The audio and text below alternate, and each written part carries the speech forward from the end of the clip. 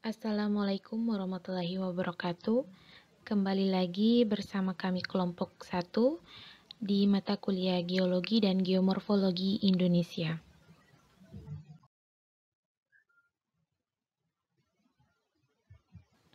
Untuk mata kuliah Geologi dan Geomorfologi Indonesia, kelompok 1 mempelajari tentang kondisi geologi. Sebelum kita mengenal kondisi geologi lebih jauh, kita harus memahami pengertian dari geologi. Kemudian kita akan mempelajari kondisi geologi Indonesia. Dan tak lupa pula kita akan mempelajari letak geologis yang ada di Indonesia. Untuk materi awal tentang pemahaman mengenai geologi akan diambil alih langsung oleh Nur Munianti Ubaid, yaitu saya sendiri. Oke, kata geologi berasal dari dua kata bahasa Yunani, yaitu geos yang berarti bumi dan logos yang berarti ilmu. Jadi, geologi adalah studi mengenai bumi dan fenomena yang terjadi di dalamnya. Geologi secara umum membahas mengenai material pembentukan bumi dan segala proses yang terjadi baik di dalam bumi maupun yang terjadi di atas permukaan bumi. Karakteristik dan ciri khusus dari batuan itulah yang dipelajari oleh geologi, sehingga dapat dilakukan interpretasi proses geologi apa saja yang berkontribusi dalam pembentukan batuan. Masih mengenai pemahaman tentang geologi. Secara geologis, Indonesia terletak pada pertemuan tiga lempeng tektonik besar, yaitu lempeng Indo-Australia, lempeng Eurasia, dan lempeng Pasifik. Lempeng Indo-Australia bertumbukan dengan lempeng Eurasia di lepas pantai Sumatera, Jawa, dan Nusa Tenggara. Lempeng Pasifik bertumbukan dengan lempeng Eurasia di utara Papua dan Maluku Utara. Tumbukan lempeng tersebut kemudian membentuk rangkaian pegunungan yang sebagian menjadi gunung api di sepanjang Pulau Sumatera, Jawa, dan Nusa Tenggara.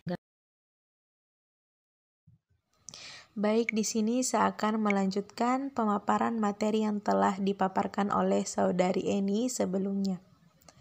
Kondisi geologi Indonesia. Bentuk bumi tidak bulat secara utuh namun terdiri atas lempengan yang bergerak terhadap satu dan lainnya. Indonesia terletak pada pertemuan tiga lempeng tektonik besar yaitu lempeng Indo-Australia, Eurasia, dan lempeng Pasifik. Lempeng Indo-Australia bertumpukan dengan lempeng Eurasia di lepas pantai Sumatera, Jawa, dan Nusa Tenggara. Lempeng Pasifik bertumbukan dengan Eurasia di utara Papua dan Maluku Utara. Tumpukan lempeng tersebut kemudian membentuk rangkaian pegunungan yang sebagian menjadi gunung api di sepanjang Pulau Sumatera, Jawa, Nusa Tenggara. Selain terbentuk pegunungan dan gunung api, tumbukan antara lempeng juga menghasilkan fenomena gempa bumi, yang mana gempa bumi terjadi karena lempeng yang saling bertumbukan kemudian menghasilkan getaran yang sampai ke permukaan bumi. Indonesia merupakan salah satu negara yang sering mengalami gempa bumi, terutama pulau-pulau sepanjang pertemuan lempeng yaitu Sumatera, Jawa, Nusa Tenggara, Maluku, dan Sulawesi.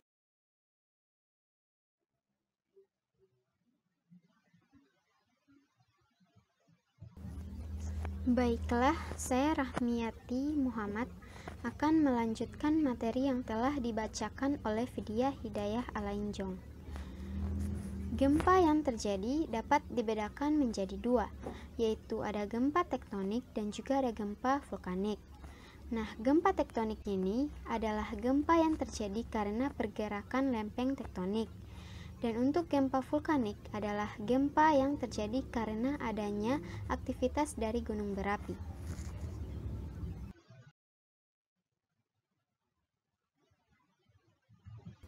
Berikutnya adalah penjelasan dari letak geologi Indonesia. Letak geologi merupakan letak suatu wilayah berdasarkan struktur dan komposisi batuan yang membentuk bumi. Seperti yang disebutkan dalam buku Cakrawala Geografi 2 tahun 2007, bahwa batu-batuan yang terdapat di Indonesia sangat erat hubungannya dengan sistem pegunungan yang ada di Indonesia. Letak geologis wilayah Indonesia sangat strategis. Setiap wilayah akan memiliki perbedaan dengan wilayah yang lain, begitu juga dengan wilayah Indonesia. Baiklah, saya Sri Jumiza Tayeb akan melanjutkan materi yang telah dibacakan oleh Rahmiati Muhammad. Pada letak geologis, Indonesia ditandai oleh 3 hal.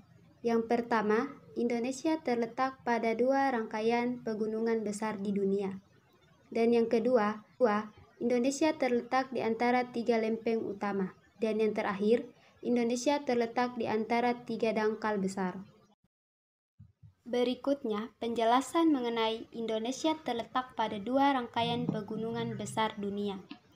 Indonesia terletak pada pusat pertemuan 2 pegunungan muda, yaitu Pegunungan Sikrum Mediterani dan Pegunungan Sikrum Pasifik. Wilayah Indonesia yang dilalui Pegunungan Sikrum Mediterani adalah Indonesia bagian barat. Pegunungan Mediterani merupakan rangkaian dari Pegunungan Himalaya dengan sifat biasa. Sementara wilayah Indonesia yang dilalui Pegunungan Sikrum Pasifik adalah Indonesia bagian tengah dan timur. Pegunungan Pasifik cenderung bersifat asam. Baiklah, saya Winda Kobesi akan melanjutkan materi tentang Indonesia terletak di antara 3 lempeng utama.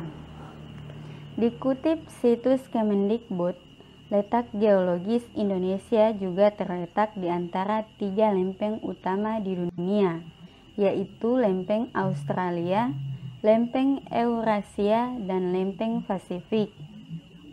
Kondisi itu menyebabkan kenapa Indonesia sering terjadi gempa bumi. Gempa bumi bisa terjadi akibat tumbukan antar lempeng. Karena Indonesia terletak di antara 3 lempeng utama di dunia, sehingga memungkinkan terjadinya gempa bumi. Gempa yang terjadi di Indonesia bervariasi, ada yang kecil dan besar dibandingkan dengan gempa yang terjadi di negara-negara lain. Sebagian besar wilayah Indonesia yang sangat rawan terjadinya gempa bumi. Oke, selanjutnya Indonesia terletak di antara 3 dangkalan besar. Wilayah Indonesia juga terletak di antara 3 dangkalan besar, yaitu Dangkalan Sunda, Dangkalan Sahul, dan daerah Laut Pertengahan Australia Asiatis. Dangkalan itu sendiri adalah wilayah laut dangkal yang menghubungkan wilayah daratan yang sangat besar, atau bisa negara, kawasan, atau benua. Letak Dangkalan Sunda ada di daerah Indonesia bagian barat dan berhubungan langsung dengan benua Asia.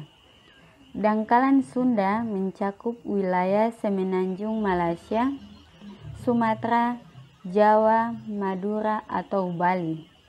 Letak Dangkalan Sahul ada Indonesia bagian timur dan berhubungan langsung dengan benua Australia.